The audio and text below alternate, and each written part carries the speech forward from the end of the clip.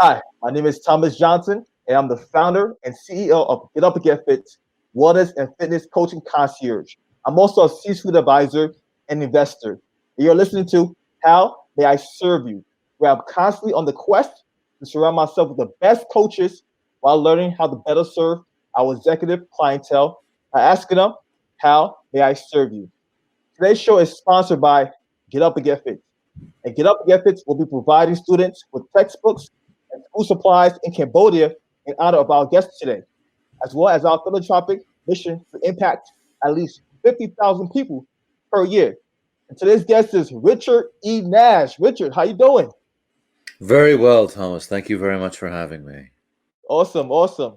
So Richard is a leadership coach who has run theater companies, booked publishers, media tech startups, marketing agencies, and half marathons. Born in Ireland and a graduate of Harvard College, he was named by the Utne Reader magazine as one of the 50 visionaries changing your world. He has spoken at universities and conferences all around the world on the future of storytelling and of work, from San Francisco to Seoul to Stockholm. Richard, welcome. Thank you very much. Good to be That's an here. impressive resume. You stay alive long enough and you get some stuff done. I love it. I love it. So let's just dive right into it. So tell us a little bit about yourself, the 2 minute version. Sure. I mean, I came from Ireland, live in New York, came here to go to college, and basically spent a bunch of time doing things that I learned a lot from and then stopped doing.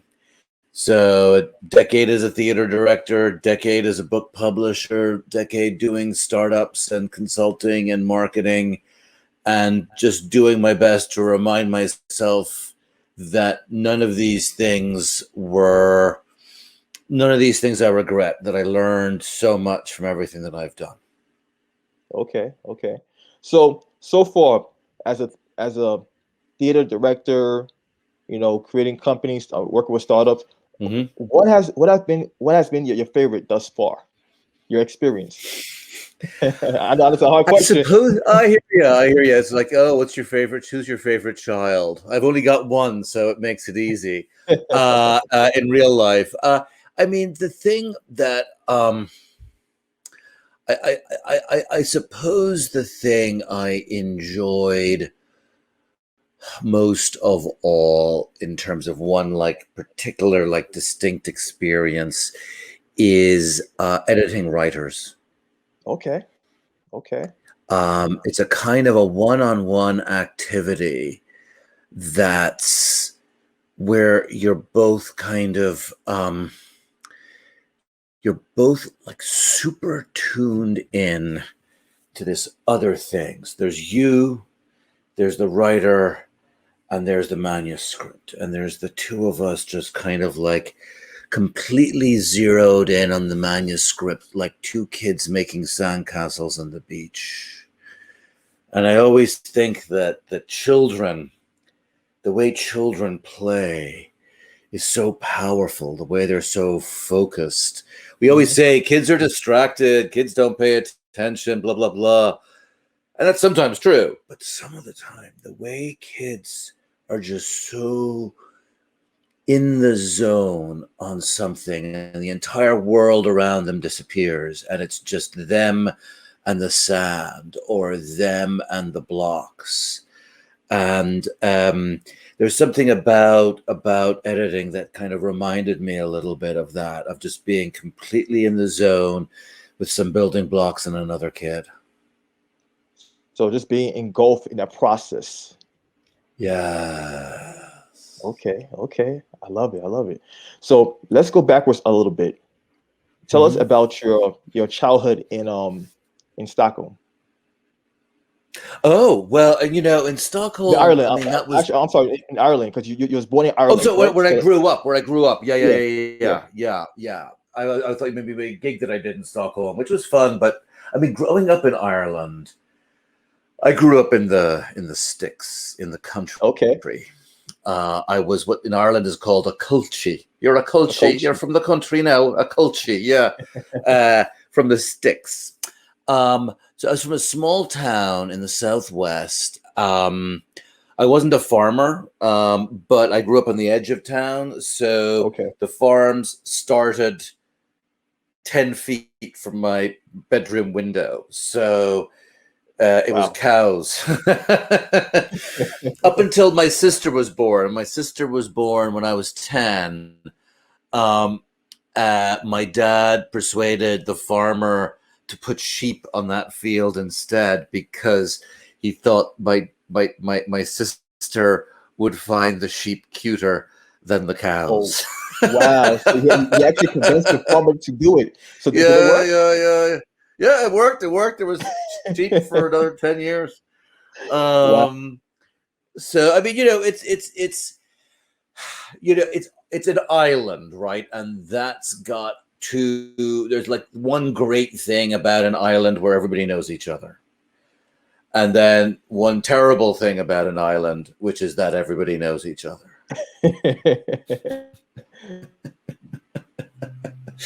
You kind of, I love it. I love visiting. I love being from there.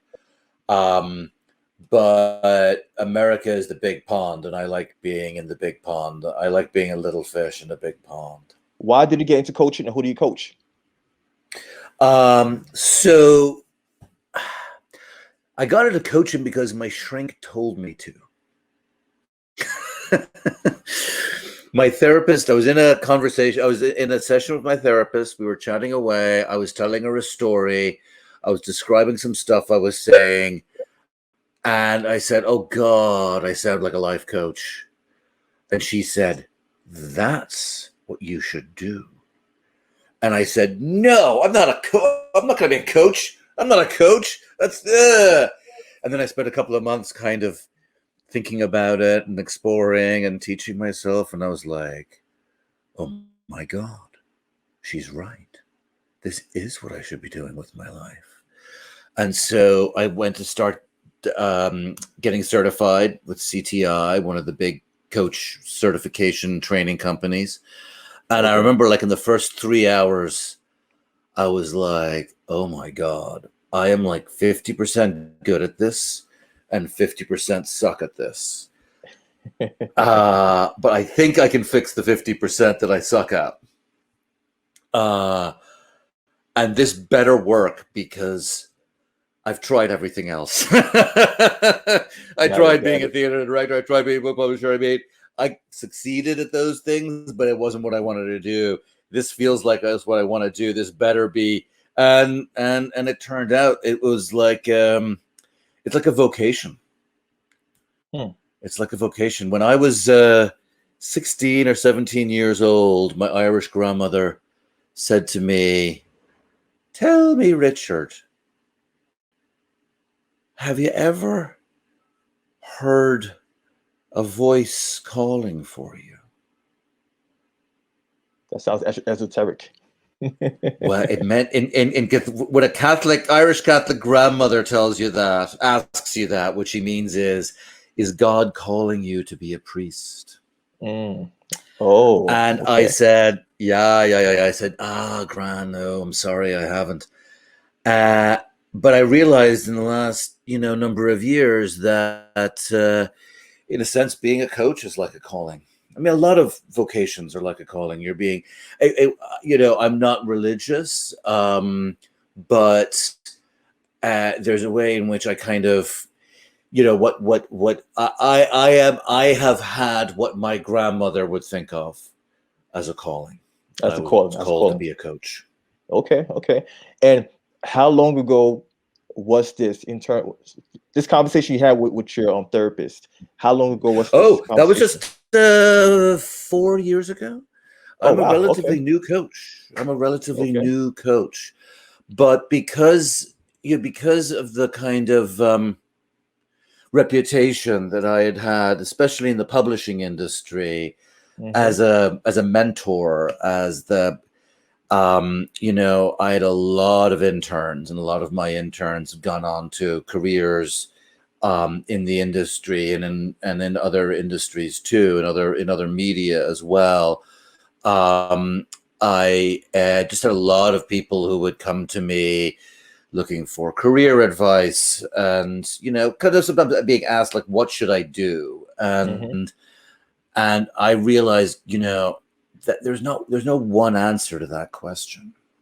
What you should do has a lot more to do with who you are than where I think the industry is going. I mean, people came to me originally, it was like, oh, Richard Nash knows what the future of publishing is going to be.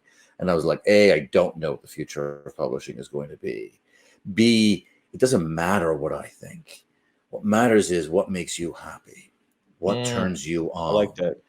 What is going to get you places. And whether ebooks are going to be 20% of publishing or 40% of publishing in 5 years, that doesn't tell you what you need to do. You know what you need to do. And I kept asking them questions. And so I kind of developed, I developed as part of my, I guess, coaching skills long before I realized I was a coach. And it was also happening when I was doing startups. I was brought in to a bunch of startups as an advisor for my Rolodex for the people I knew in a couple of different industries, especially education and book publishing. But then I found myself like, yeah, I can give you all these names, but do you really want to raise money? Don't you want to just bootstrap this? Don't you want to be happy? Or something like that, as I found myself kind of asking really big picture questions of the startup CEOs I was working with. So my formal life as a coach is relatively new, but I realize I've been doing it for decades. So do you primarily just work with startups as a clientele? Who do you coach primarily? I'm pretty eclectic. Okay. So I would say creative professionals, artists, filmmakers, novelists, musicians is sort of one category I work with. And then the other category tends to be small business people, entrepreneurs. In a sense, I kind of help people who know they're creative, but think they know nothing about business. And I basically work with them to help them see that you know more about business than you think.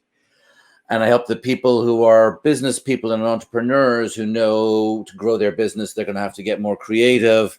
And I help them discover how much more creative they are than they think they are. Oh, so basically like a discovery. So you basically bring out their true I'll say their true nature, but I guess other abilities that was basically hidden within them. Yeah. Okay. That's nice. So how would you describe your coaching style? Because I know before you mentioned you ask a lot of questions, right? So how would you describe the coaching style? I ask a lot of questions. Sometimes I'm very quiet. And then sometimes there's times when I might let somebody talk for like 10 minutes and then I repeat what I heard back in 3 minutes. Okay. In a way that I hope it's like a certain kind of mirror in which people see elements of themselves that they don't usually see. Interesting. It's like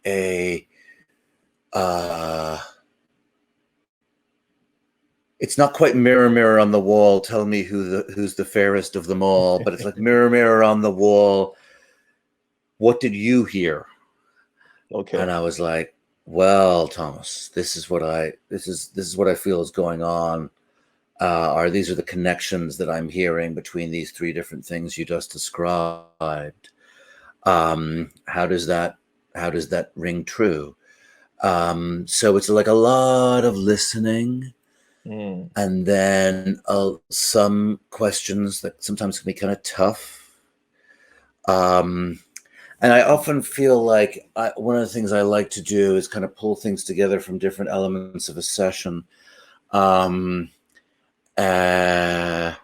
where I feel like there's often threads that I like to pick up. That you talked about something like taking the time to work on something at the beginning of a session, and later on, there's another topic again, like your relationship with your boss, and your boss sort of thinking, there's going to have to be, I want you to be taking on more responsibility, and realizing that the session was about taking.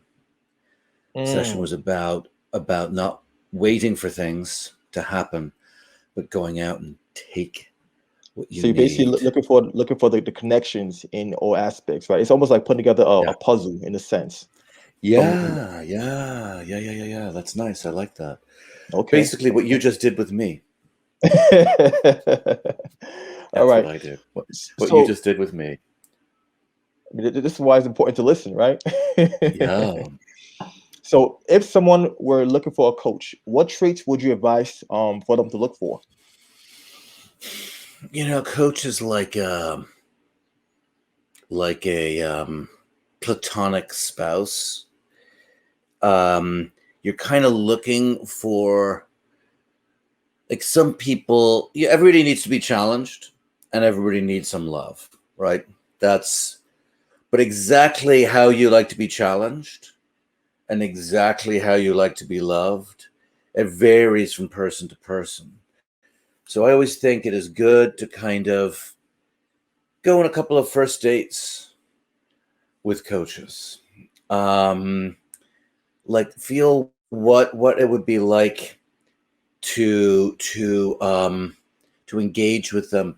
I often think, like, there's a lot of good coaches out there. There's a lot of coaches with expertise, with reputations. They've got their bios, they've got their resumes, and so on and so forth. But in the end, coaching is a kind of a conversation. And I mean, it is a conversation, and you need to know, if you need to feel like, what is this conversation going to be like? Does this conversation have chemistry?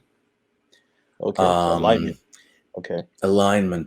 Does this person, like, how do I feel after spending time with this person? That to me is like, it's like a platonic spouse, or that, I don't know. Sometimes they also Like a think blind it's like date. that cousin. Well, it's just sometimes I think it's about that. It's like that cousin or that old friend from your hometown who you never lose touch with. Okay. Because there's like an intensity in your relationship. There's an intensity in your relationship. They kind of know you. And even if it's been a year since you've spoken, or 3 years since you've spoken, when you connect again, it's real. And they've got a real perspective on you and your history, that they bring. And I think, obviously it's hard for a coach who's never met you before to duplicate that. But I feel like there's maybe something of that in coaching as well. That sense that this person gets something. A sense that, even if you do like a 3 or a 6 month engagement, that you could call this person up again in 5 years and just be able to start off again with that kind of rapport. Yeah. That's a beautiful relationship right there.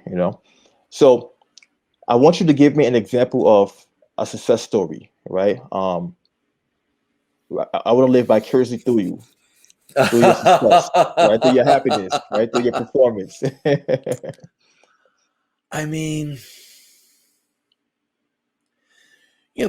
you have those big picture success stories of the people getting the promotion, the labor of love business that becomes the full-time business.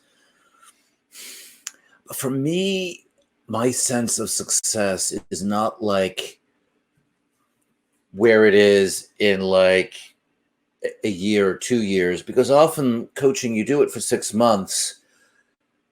That you don't sell that business. You don't get that exit until like 3 or 4 years time down the road. It's like you're there. Your DNA is in that outcome. But for me, the powerful moments are like in the session itself, where I will tell you one. It was just from Monday. Okay, just from nice. Monday. Nice and fresh. It's a guy who's an executive at. So I do more executive coaching as well. This guy isn't a Okay. classic creative professional or entrepreneur, although I can tell this is a guy who probably is.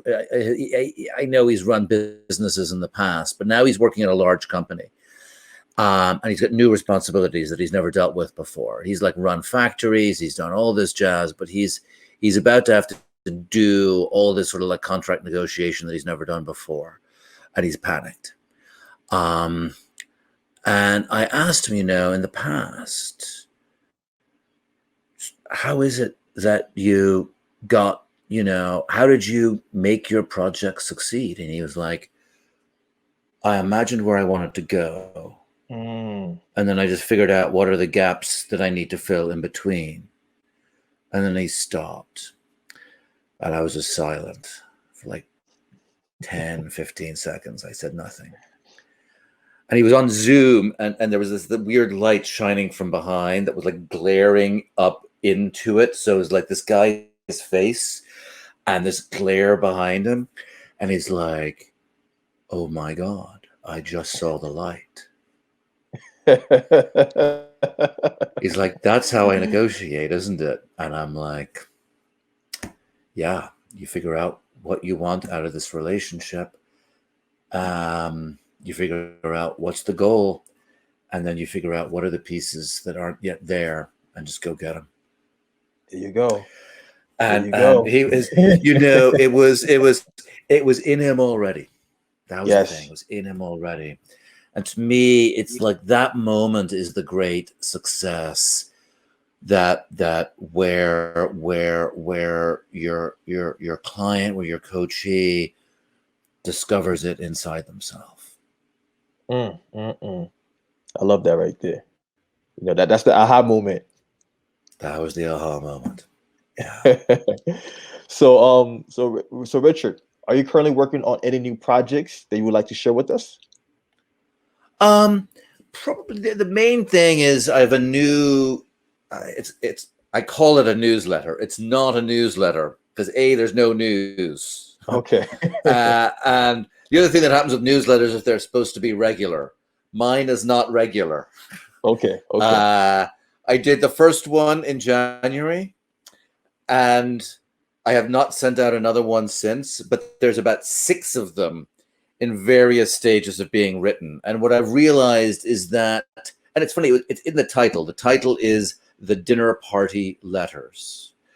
And the idea is there it's like a letter or an essay, not a newsletter. It's just me, sort of like, imagine writing an old-fashioned newsletter. I mean, an old-fashioned letter to, a distant girlfriend or, your grandmother from across, the ocean, before telephones and that sort of thing.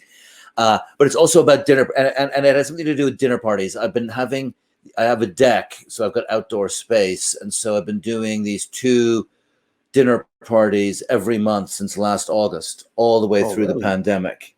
Oh, wow. I had to shovel snow and a couple of space heaters stuck under the table in order to make that work in late January. But there's something about kind of like the fun conversation that goes on at a dinner party that I wanted to try to capture. It also somehow reminded me of something that's it's not related to coaching, but it's not the same thing, right? Because it's a group. And there's something I wanted to kind of sort out in all that. And so it's these letters about, I don't know, life, the universe, and everything that is a little bit about coaching and a little bit about everything but coaching. And it will probably happen monthly for the rest of the year, but I'm not promising anything. Okay, no, listen, that's honest. People that's honest really right like it people really liked it when they got it. I swear. I know I'm not selling this very hard, but but it sounds good. Just the way you describe it as a dinner party, because I mean, I like dinner parties, right? I quite frankly enjoy there you them. go. It's been a There while you since I've been go. to one, but I definitely enjoy those.